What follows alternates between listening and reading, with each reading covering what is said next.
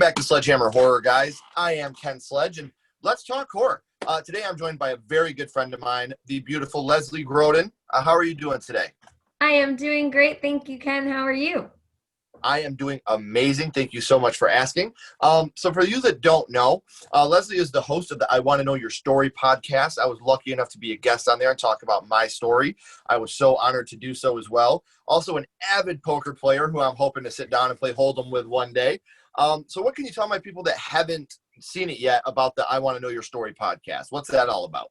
Yeah, so I have a very big desire to have a world with less judgment and more empathy and understanding. And I think that starts with me, meaning like it starts with yourself. And I, over the last few years, have made New Year's resolutions to kind of be a better me and create better interactions and more positive interactions with other people. And out of that came the desire to share other people's stories.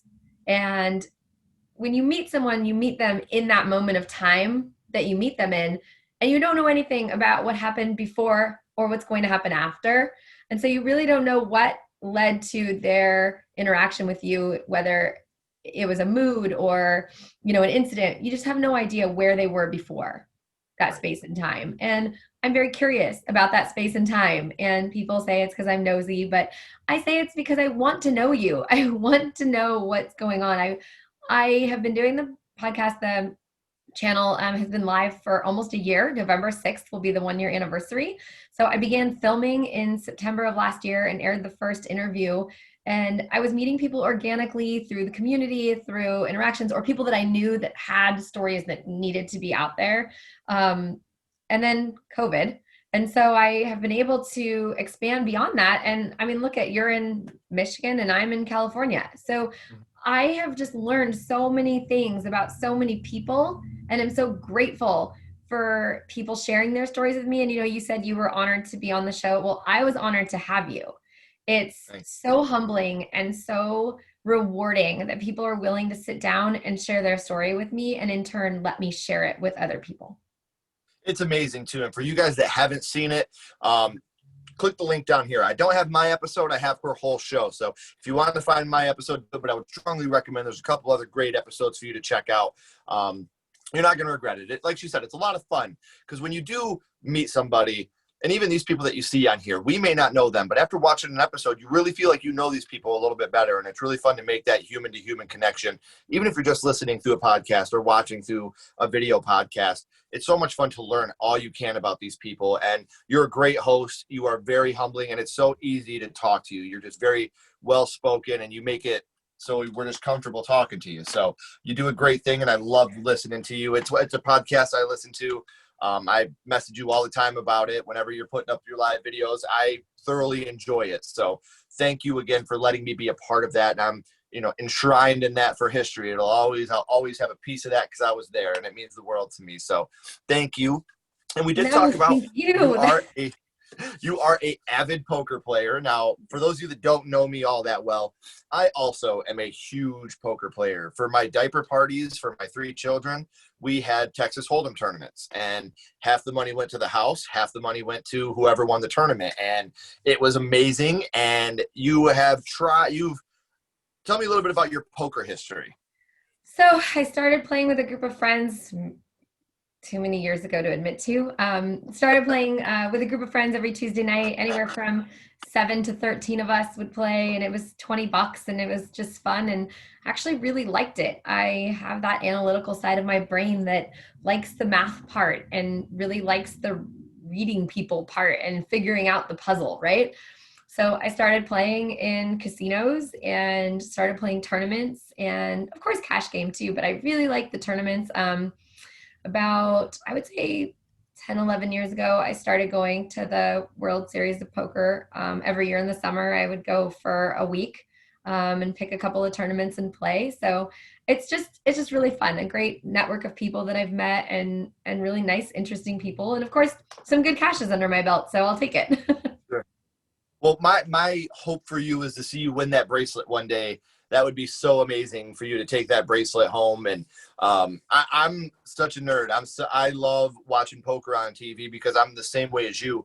I think that it's one of the I totally believe it's a sport because it's not just about the luck of the cards. It's how you read people, how you can bluff.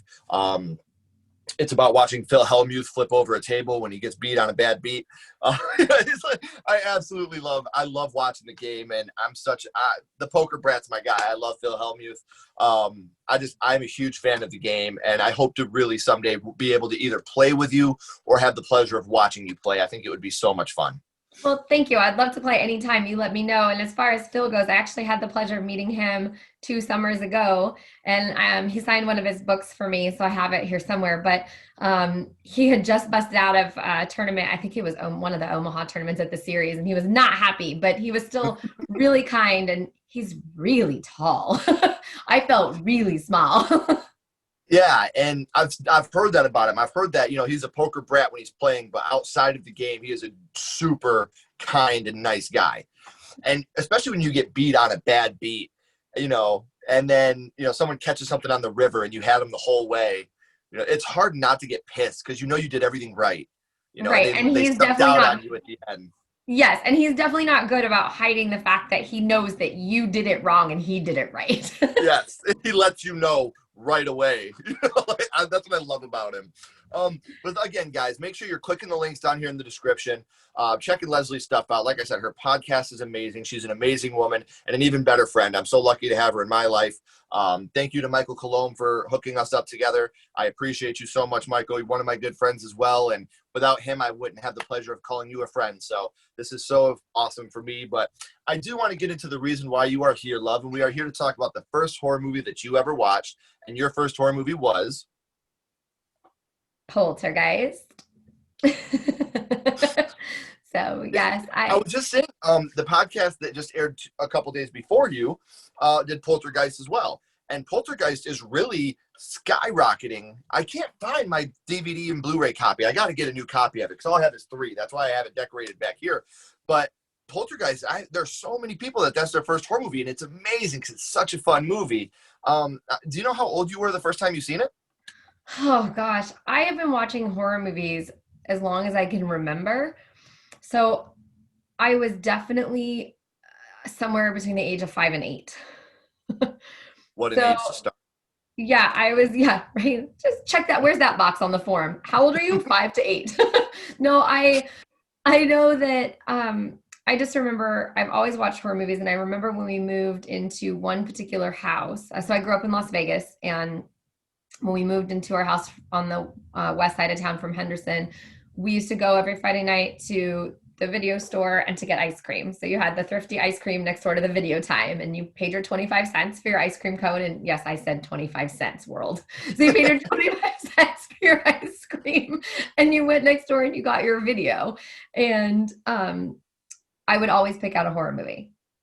And so I just went through the whole shelf, and gosh, I remember before the age of 10, I had seen Poltergeist, I had seen Gremlins, I had seen Whatever Happened to Baby Jane, I had seen, you name it, and I'd seen April Fool's Day. I mean, yeah.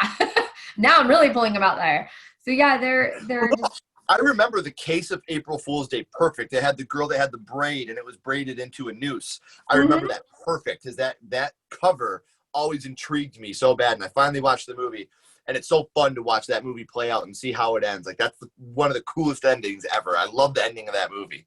That was surprisingly good because I mean, you go through the shelf and you just kind of pick whatever, and you're like, well, I was saving that one because it didn't look so good. I guess I'll get it now. Holy cow.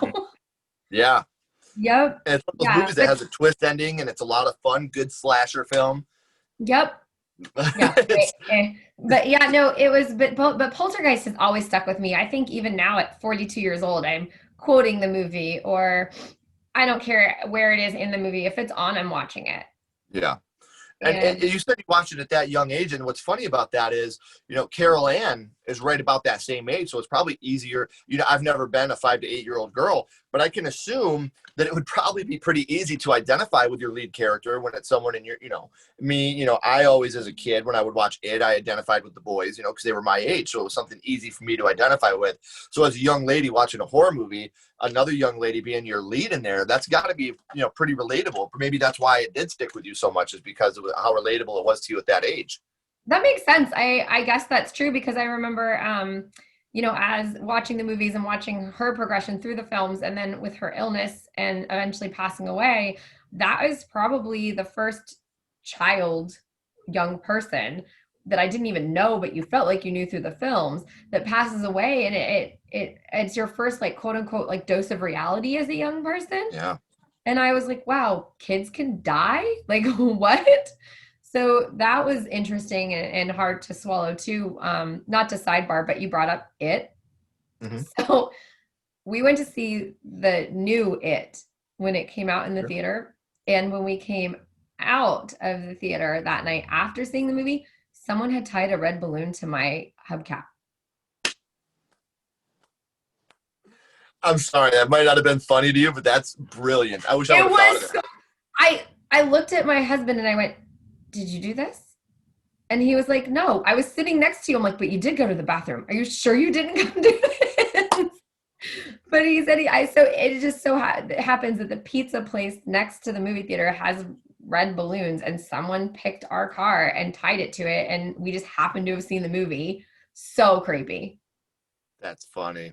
I That's was, brilliant. it took us probably 10 minutes to get in the car between laughing, crying, screaming, taking pictures. If you can find one of the pictures, please send it to me because Oh, that'd I'll be send it to you. I brilliant. have it. I have Yeah, it. I'll send send it it to to me when you. we're done with this, please. I would love to see that. Yeah, I'll send it to you. It was Um, like, you're kidding. so But God, I wish I would have thought to do that. I'm actually kind of mad now that I didn't think of that. Like, I'm so bitter. Like, I'm going to think about this all night. I'm going to be salty all night because I didn't think to do that. it was 'Cause so crazy. it would have been amazing to see my wife's reaction coming out to seeing a red balloon tied to our car. Like, that would have been so much fun. And we were in the back of the parking lot, like farthest place from the theater. And so that made it even creepier. And there's like this, it's not a storm drain per se like that, but there is this weird drain over there. And I was just like, you realize I'm not sleeping tonight, right? Right. Oh, that's so awesome. So I want to go back to Poltergeist for a Yeah, sec. not to digress from I gotta Poltergeist. stop being salty about this balloon incident. So with Poltergeist, which scene do you think affected you the most? Oh, hands down, the scene where the guy pulls his face off in the bathroom. Brilliant. It's hands down the scene that if I think of Poltergeist, you could say whatever you want, and you can talk about the rope around the mom when she pulls her out or when she goes in to get her, any of that stuff. Nope. It's for me, it's him in the bathroom pulling his face off. Yeah, and it's funny because that's a scene that not a lot of people talk about, but that is seriously one of those scenes where when you watch it, you just can't forget it. Like that scene it does not leave your brain. It's in there. I'm with you. That scene really is. Anytime I'm cutting meat, like I'm thinking of that scene. Like how do you not? Like it's someone will mention something or a visual come in, I'm like, oh, kind of like the scene in Poltergeist when the guy pulls off his face. Cool, thanks, bye. And it's funny because like we talk about Poltergeist a lot, and going from kids movies to Poltergeist is like a complete flip. It's a complete 180. And you look at Poltergeist and you're like, oh, it has a little girl in it. It really can't be that bad. But it's really a scary movie. Like it's a very, very scary movie. So, for that being your first one at such a young age, like to make that impression on you, that's amazing. That's so awesome. I loved it. I mean, but I think the movie has everything. And like, I mean, but think of this, like you've got people who are afraid of clowns. If they saw that movie at a young age, maybe that's why. I mean, that thing is creepy, but Super creepy. it's super creepy, but you've got the scene where the chairs move in the dining room, and then they stack all on each other. It's just got so many interesting elements. And I just loved it. I love it. I didn't loved it. I love it. Like I And still love it. you still got the classic "they're here." Like that Mhm. to me, like that to this day, I'm like, nope, I'm out. I'm done. Can't do it. Like, I think it's because of Poltergeist. But growing up, I always had this reoccurring nightmare of a little girl in a white dress. Like, and I don't know if it's Poltergeist or if it's Exorcist or a mix of the two. But that's something that little girls in white dresses, I'm like, I could deal with anybody, but you get a little girl in a white dress and I'm out. I'm done. I can't do it. This You shit's just scary. made me think of something. So I swear that this place that I lived in was haunted. And I told my husband that I woke up one night and I rolled over and there was a little girl in a white dress standing next to my bed. So that creeps me out because I didn't even tie it to the movie till right now when you said that. But so now anytime in our house when something knocks, he goes, oh, I guess the little girl moved with you. See, I'd be like, look, you make that joke again, we're getting a divorce. Like, I can't live like this anymore, okay? Like my wife knows, like, and the older I got, the reoccurring nightmare I would always have, we have this haunted trestle in Michigan called Ghost Trestle, and it's like a railroad track over the bridge. And I would be driving by Ghost Trestle in my dream, and the little girl in the white dress would walk out in the road, and I would hit her, but she would be an apparition, and like she would come through the car, and I would see her perfectly as she went by. And I would always know I was having the dream. Like I'd be driving like, fuck, I'm back in this dream again. And I couldn't stop it. Like it would happen all the time. And I had that nightmare for probably, 2 or 3 days a week for like 5 years. And my wife knew every night. She'd be like, you had that dream again. I'm like, why can't I stop having this fucking dream? I haven't had it in a while. So that's good. But it was all the time. You will tonight now. Yeah. I'm excited for that. Yeah, can't wait, right? Yeah. So we talked about which scene affected you the most. What do you think your favorite scene from Poltergeist is? Oh, wow. My favorite scene. I do think it's the chair scene. Yeah. It's my favorite. I do it. like that the most. Like when the chairs move and then it turns around and they're all stacked on top of each other and they're looking all confused. I don't know. I like it. It's just a fun scene. And I think I was most impressed by it because of how old the movie is and what they were able to do. Like special effects are so cool in that movie. Yeah. And it was especially so like long ago. how old it was. Yeah. They nailed it. Yeah. So that was, I think, probably one of my favorite scenes. Yeah. We've talked about Poltergeist and a couple other horror movies, but now I want to go scream on you. What's your favorite scary movie, Leslie? What is your favorite horror movie? Oh my gosh. I like them all so much. I have to say, like, growing up, if someone said, what's your favorite horror movie? Um, it's always been Halloween. Okay. I love Halloween. The Halloween series is my favorite, like, series. But I was a huge Gremlins junkie, like, huge. I also loved all of the Nightmare on Elm Streets. Like, I couldn't wait for another one to come out. But Yeah. one that's like stuck with me where I would watch over and over again now as an adult that still holds my interest, Halloween. They're my favorite. See, and I'm a mix. Like as a kid and even now, House from '86 was it. I am a huge fan of The Cabin in the Woods. I think that movie is absolutely breathtakingly amazing. But I think the best horror movie ever made is A Nightmare on Elm Street. And I think if you take out the last 5 minutes of that film, it's the perfect movie. I think the ending brings it down a little bit. But to me, with the budget they had, the villain they had, the writing they had, the characters, I think that A Nightmare on Elm Street is the best horror movie ever created. It's brilliant. It's scary. It's funny. It's hip for the time. It was pretty, you had cutie Johnny Depp in the waterbed scene. I mean, to me, A Nightmare on Elm Street is the best, but House and Cabin in the Woods, ask me each day and that'll change. But we always end these with the same question. We go back to Poltergeist. We're ranking Poltergeist on a scale of 0 to 5 skulls. 0 being the worst, 5 being the best. You can use half and quarter skulls. What would you rank Poltergeist on a scale of 0 to 5? 5. I had a feeling that was coming. 5, easy, very easy. And you brought up the Johnny Depp waterbed scene in Nightmare on Elm Street, but I had a waterbed as a kid, so I think that's another reason that those movies like resonated with me. I was like, yeah, because that's a heavy scene, and then when they find him the next day, like, so that scene's so scary, and the practical effects are great. It looks so good, but I do appreciate you coming on so much. This has meant the world to me.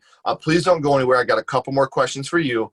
Everybody else, remember, keep talking horror, stay what you are, and we'll see you guys soon.